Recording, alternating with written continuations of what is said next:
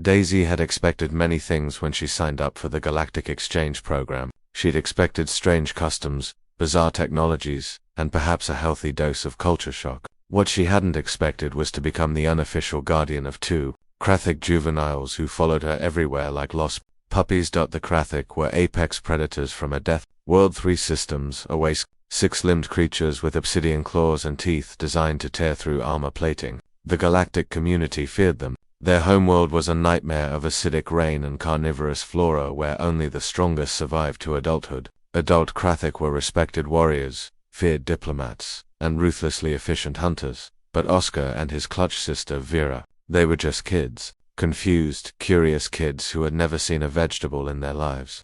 Daisy friend, Oscar chirped, his translator collar struggling with his rapid speech. What is ... that? He pointed one taloned finger at a display of mangoes, his amber eyes wide with genuine bewilderment.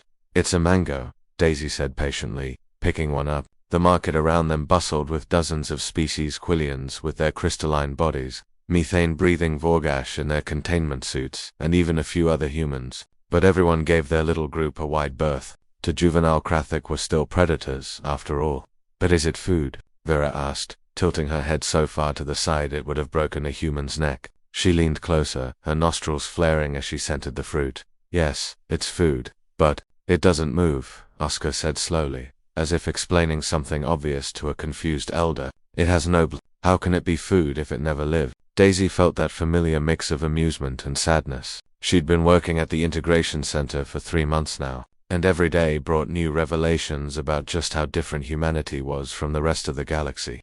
It did live, she explained, kneeling down to their eye level. At 14 standard years, both cubs barely reached her shoulder. It grew on a tree. Plants are alive, just differently than animals. Oscar's tail lashed in confusion. You eat living things that cannot run away. Well, when you put it like that, that is horrifying, Vera announced solemnly. What if it screams? A passing Quillian merchant chimed with laughter, the sound like wind through crystal caves. The human tries to explain herbivory to Krathic cubs. This is entertainment worth recording. Daisy shot the merchant a look but couldn't help smiling. She'd had this conversation before, in different forms, with different species. Humans were weird. They'd known that since first contact 20 years ago. Come on, you two. Let me show you something.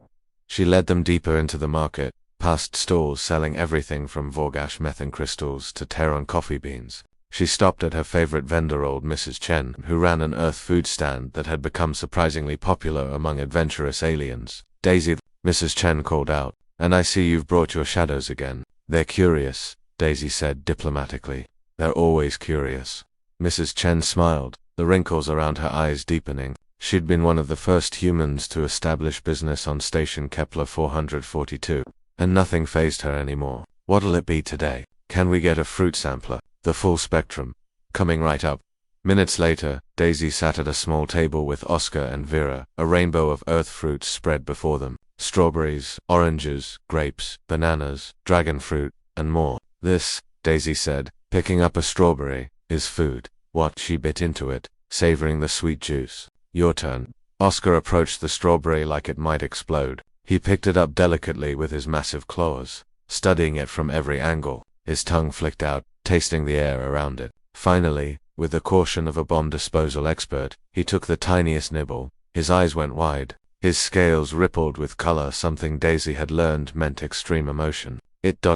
explodes with flavor, but there's no meat satisfaction. It's like ... like eating colored air, Vera supplied. Trying a grape. Sweet air, strange, not unpleasant, but ... incomplete. That's because you're obligate carnivores, Daisy explained. Your bodies need meat to survive. But humans, she grinned, we're omnivores. We can eat almost anything.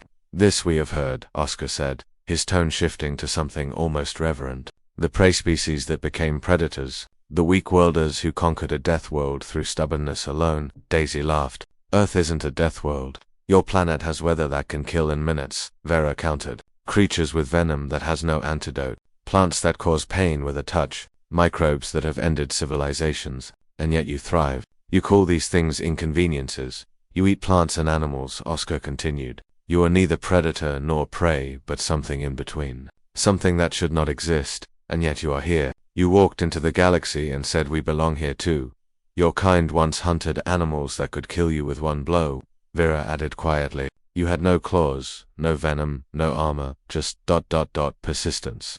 You would chase prey until it died of exhaustion. What kind of predator is that? Daisy felt a strange mix of pride and discomfort. She'd never thought of humanity as particularly special. They were just people, trying to get by. But through alien eyes, she supposed they did look rather strange. Try the orange, she said, changing the subject. You have to peel it first.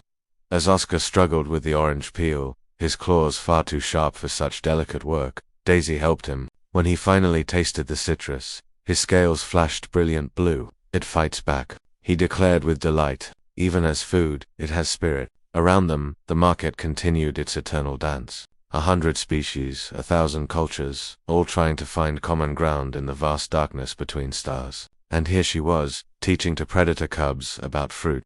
Is this food? Vera asked, having wandered to the next stall. She was pointing at Adurian. Mrs. Chen and Daisy exchanged glances.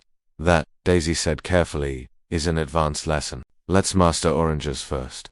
Oscar's tail swished happily as he tried to peel another orange. When I return to the homeworld, I will tell the elders about earth foods. They will not believe me. Probably not, Daisy agreed. They will say, Oscar speaks foolishness. No species eats both plant and flesh. And what will you tell them? Oscar looked at her with those ancient, amber eyes that belonged to a species that had ruled their world for 10 million years. I will tell them that humans are possible because they refuse to be impossible. That they should not work, but they do. That Earth should have killed them, but instead they thrived. And that Daisy friend taught me that food does not have to run away to be worth catching.